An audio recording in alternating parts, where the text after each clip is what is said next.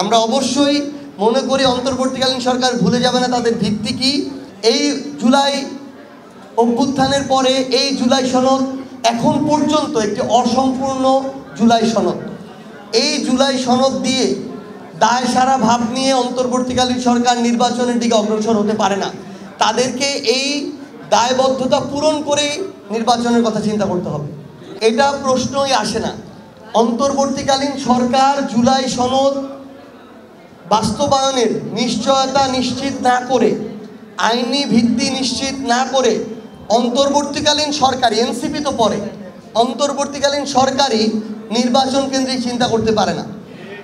এবং স্পষ্ট কথা, আমরা জানি আপনারা সকল, অন্তর্বর্তীকালীন সরকারকে বলছি যে সকল মামলার সকল আসামির রায় আপনারা ফেব্রুয়ারির মধ্যে দিতে পারবেন না, কিন্তু এই প্রত্যেকটি গণহত্যা, হত্যাযজ্ঞের সাথে যারা জড়িত ছিল, নির্দেশদাতা ছিল, এইরকম অন্তত প্রথম 50-100 জনের রায় যদি আপনারা আপনাদের জায়গা থেকে কার্যকর না করতে পারেন, তাহলে আপনারা আপনাদের এই বিচার কেন্দ্রিক যে দায়বদ্ধতা সেটা আপনারা মিট করেন না, এবং সেটাকে উপেক্ষা করেও শুধুমাত্র দায় সারা ভাব দিয়ে আপনারা নির্বাচনের চিন্তা করতে পারেন না।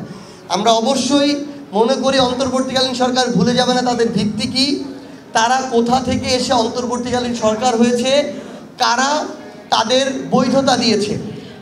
এটা যদি ভুলে না যান, অন্তর্বর্তীকালীন সরকার এই বিষয়গুলোকে উপেক্ষা করার কোনো সুযোগ নাই, এনসিপি কখনোই করবে না। আমাদের এই লড়াইয়ে আমরা কোনো অন্যায় স্বেচ্ছাচারিতাকে প্রশ্রয় দিব না বলেই আমরা জুলাই সনদে স্বাক্ষর করিনি। কারণ যেই জুলাই সনদের এখন পর্যন্ত আইনগত ভিত্তি আমাদের কাছে স্পষ্ট নয়, যেই জুলাই সনদের গুরুত্বপূর্ণ মৌলিক সংস্কারগুলোতে নোট অফ ডিসেন্ট দেওয়া রয়েছে, সেগুলোর ভবিষ্যৎ কী হবে, গণভোটে জুলাই সনদ পাশ হয়ে গেলে সেগুলো বাস্তবায়ন করতে সরকারি দল বাধ্য থাকবে কি না, এটি আদেশের ভিত্তিতে মাননীয় প্রধান উপদেষ্টার স্বাক্ষরে এই জুলাই সনদ বাস্তবায়নের দিকে যাবে কিনা, এই বিষয়গুলোর নিশ্চয়তা পাওয়ার পূর্ব পর্যন্ত এনসিপি তাদের জায়গায় জনগণের আকাঙ্ক্ষার বিপরীতে গিয়ে জুলাই সনদে স্বাক্ষর করতে পারে না।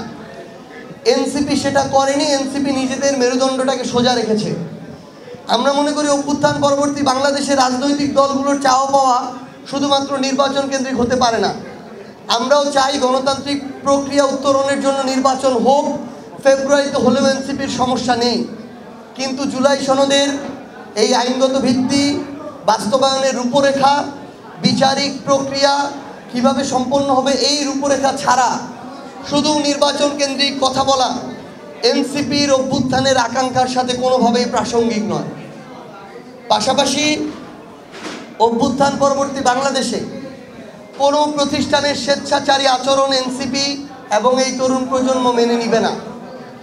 কোনো আইনগত বাধা না থাকা সত্ত্বেও যখন এনসিপিকে তাদের যে প্রতীক, যেটা আমরা চেয়েছিলাম শাপলা, সেটি দিতে নানা টালবাহানা করা হচ্ছে, বিভিন্ন অযৌক্তিক কারণ দেখানো হচ্ছে, তখন আমরা মনে করি যে রাজনৈতিক দল হিসেবে এবং অভ্যুত্থানের